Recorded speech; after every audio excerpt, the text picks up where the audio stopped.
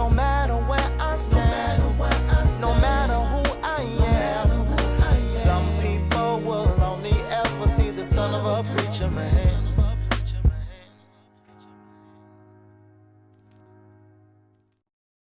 Hi, my name is Jerry Gibbons, and you're tuned in to a new show called Son of a Preacherman. I'm here today to let the audience know what it's like to be in a pastor's home. Today I have with me my lovely mother, Cherry Gibbons. I have my baby sister, Erica Gibbons, my older sister, Tone. Shout out to Anna, who's in Illinois. We're here to help other pastors' families, the stigma of being PKs and what that is and what that's not.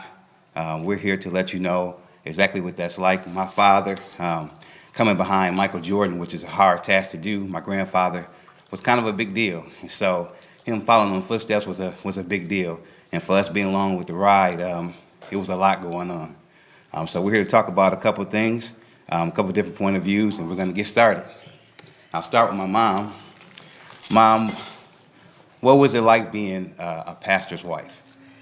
All I ever wanted to be was simple old Cherry. Oh my gosh. It was quite different from the norm. So it was a challenge. There was good times as well as bad times. And you had to take the good with the bad. So I learned how to separate the two and how to deal with each one on its level. And so with the help of God and prayer and the love of my children and my husband, it made it easier for me. All right. Very good corporate answer, very good. Very good. That's the political answer for sure. That's very good. All right, far as my sisters, I'd like to get your point of view of what it was like being raised in a pastor's home. For me, it was very challenging. I think so because people try to label you and put the stigmatism on you. And so it's like, oh, you're the pastor's daughter. And it's like, no, I'm Tone. I mean, yes, my dad is a pastor, but I'm Tone. So it was very challenging to the point where didn't I leave home because of church? I did. I think when I was 18, I packed up all my clothes. And my god sister pulled up. She didn't even know what I was doing. But I left home because of the hardship and the criticism that some people put on you in church. It was just too much. And I know others will probably say, well, you should have stayed, but you weren't in my shoes and you don't understand what I was going through. So a lot of things happened after that. But yeah, it was difficult. It was not the easiest thing in the world. So. What about you?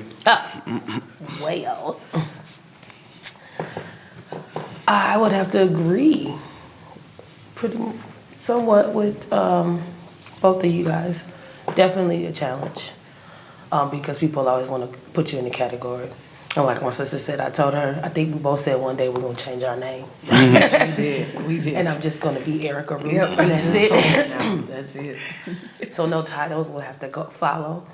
And it's not a bad thing. Our namesake they have a lot of, like you said, a lot of weight on them. So it's not a bad thing. It's a good thing. But everything else that outsiders bring along with it is what make it challenging. But I don't know the type of individual I was and still am. I don't think I had it as bad. And it could be because I was the youngest. Maybe they got tired of throwing stripes at the rest of y'all and left me alone. But I just didn't care.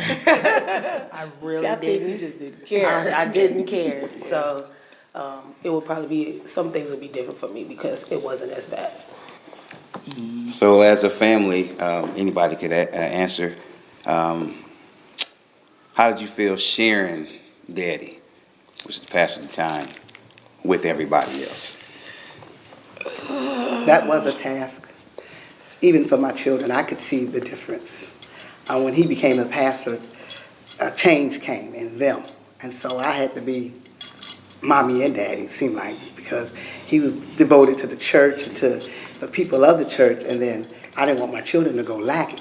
So I had to kind of fill in the gap where he was not there. Not that he wasn't a good father, he was an awesome father, but it was just when he became the pastor, it took him away from them.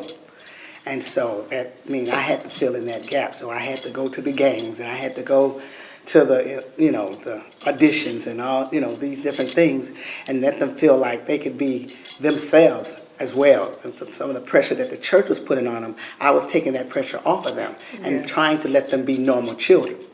And so that was a task within itself. Yeah, he did a good job. Did a great job with that. Sharing dad, oh man. I don't think I had an issue with sharing him so much with God.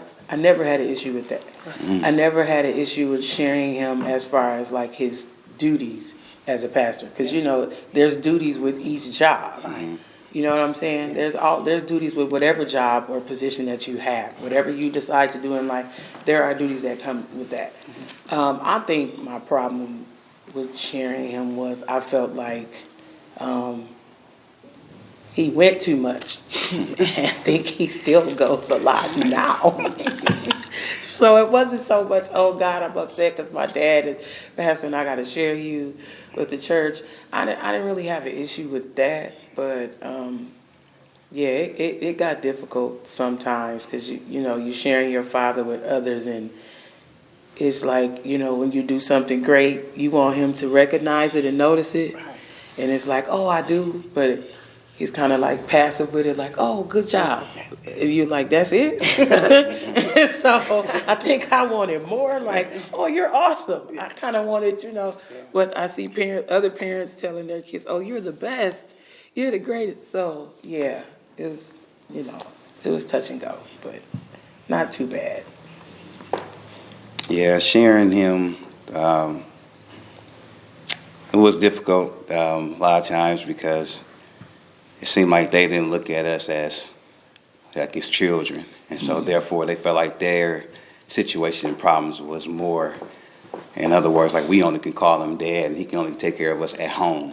But when he went to church, it was like he wasn't our dad anymore. Yes. And he was our dad 24/7. Right. And some people, it was hard for them to understand that they felt like when he was here that we were nothing, like we had to be pushed to the back. So after a while, those things can, they can bother you if you think about it long enough. But I think that I think God has helped us all been able to do that.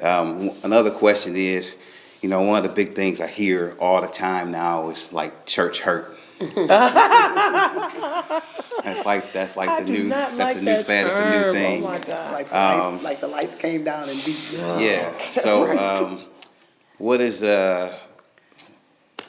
what's your opinion on that term? Erica. Yes. Well. I think it's an excuse. I agree. It's I know just a second ago we was talking about sharing. I have a problem with it at all. Neither one of them. Yeah, right. Because I thought people would see how awesome my parents was, and maybe they didn't have it. Maybe they did. Right. But whatever they could give that they were already giving us, I didn't have a problem with sharing. Yeah. Church hurt. Again, I think it's an excuse. I think so too. I have been hurt at church. I have been hurt at home. I have been hurt at school. I have been hurt at work. I've been hurt. My feelings have been hurt at the grocery store, in the gas station at times. There is no such thing to me. True. Yeah. You just, and I can't tell a person how to feel. Right. But you can be hurt by anybody anywhere. Yeah. It's the people that hurt you. It's not the church. That doesn't stain the church. It has nothing to do with the ministry, with the building. I mean, unless that leader came out and smacked you. Somebody just think all these things that does hurt. I'm not saying they don't hurt. It hurts. But it's the people that's hurt you. And I mean, I feel like honestly especially as adults, as children, we got pushed aside, like you said, so much. It was not just people pushing you aside because they needed him. Sometimes it was people pushing you aside because they didn't want you to know who you were. Right. Okay, your value. Yes, your value. It wasn't just that I had a title as a PK.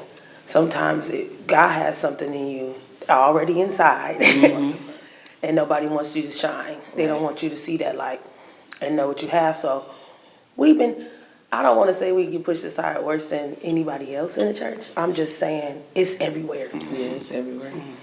It's everywhere. You got people that hate on you at your job. So they don't want nobody to see the good in you, so they talk about all the bad. Highlight all the spots, as they want to call it. But I'm just me.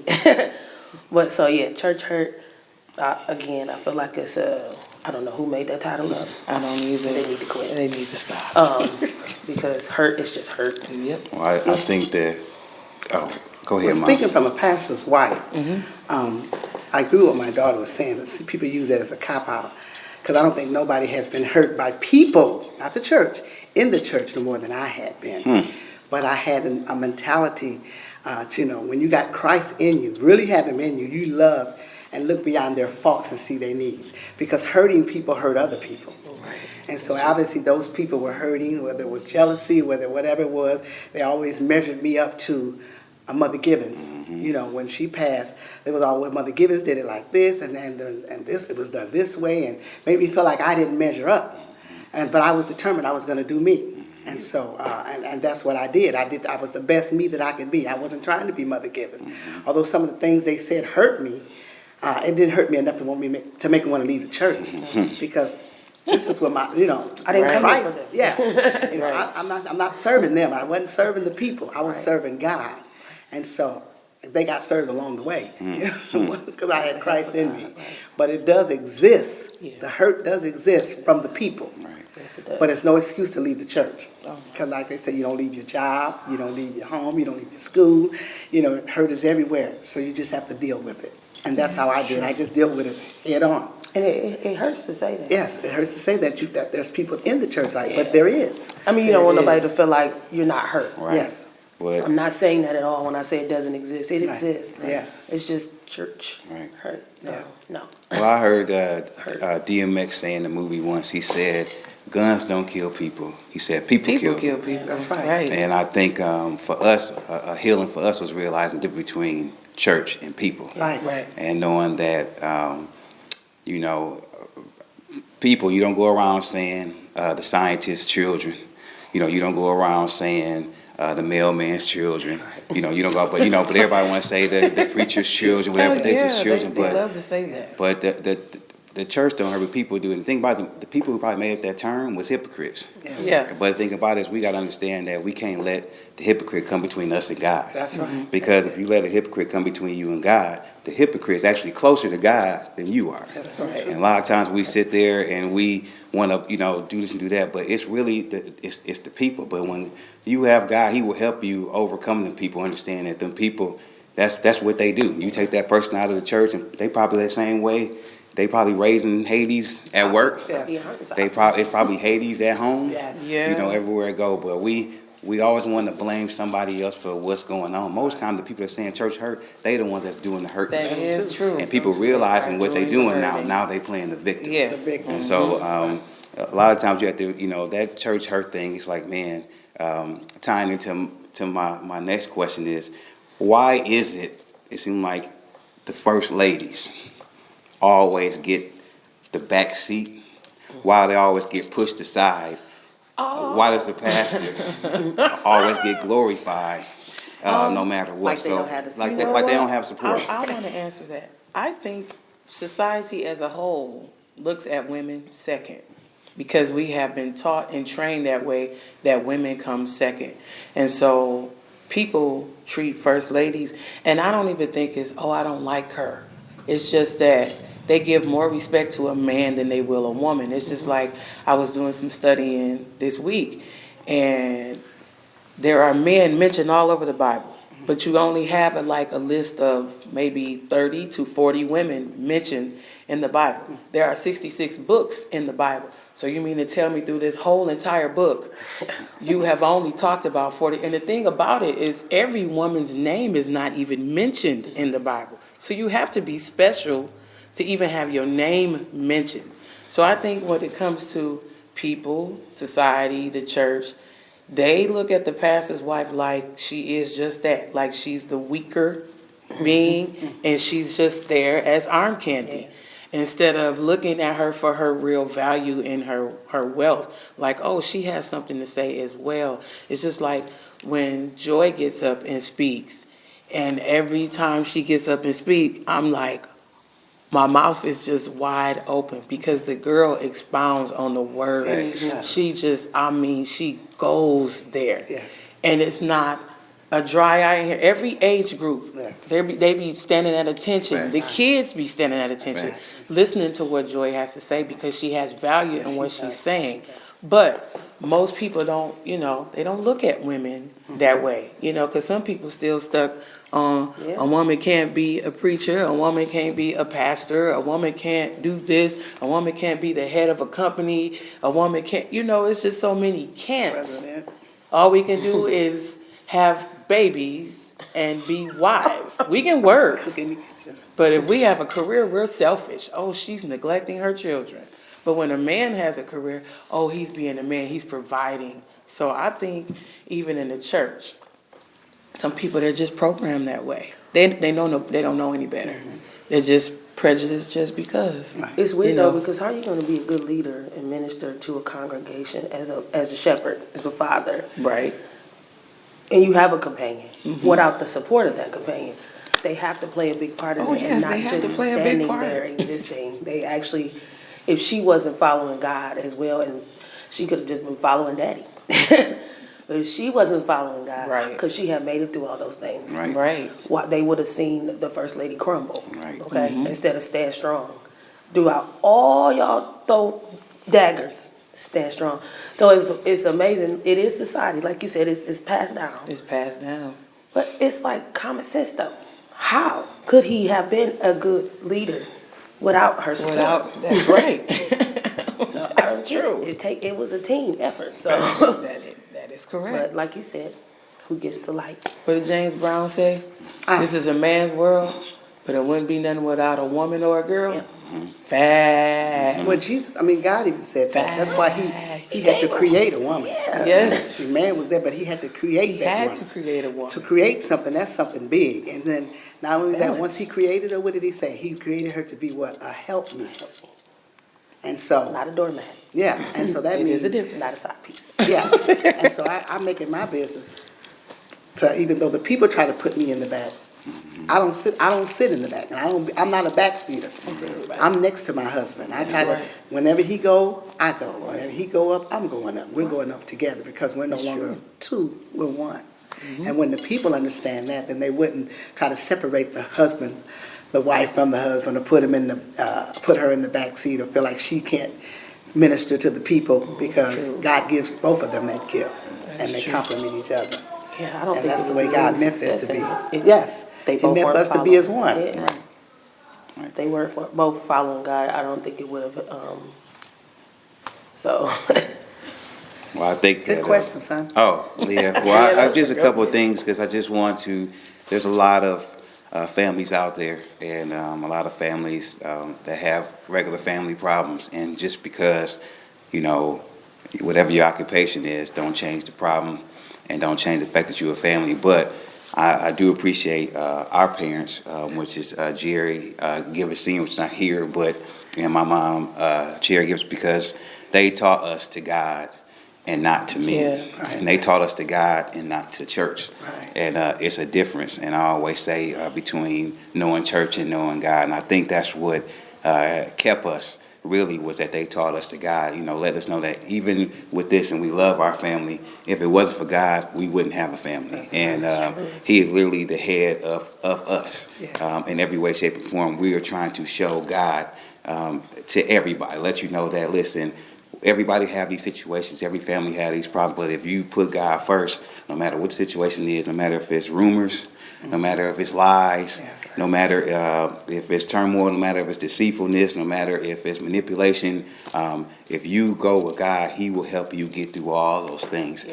He will help you in every way, shape, and form in your walk, in this Christian walk. So we just really thank God for Everybody tuned in. We thank God for the participation of my mom and my sisters.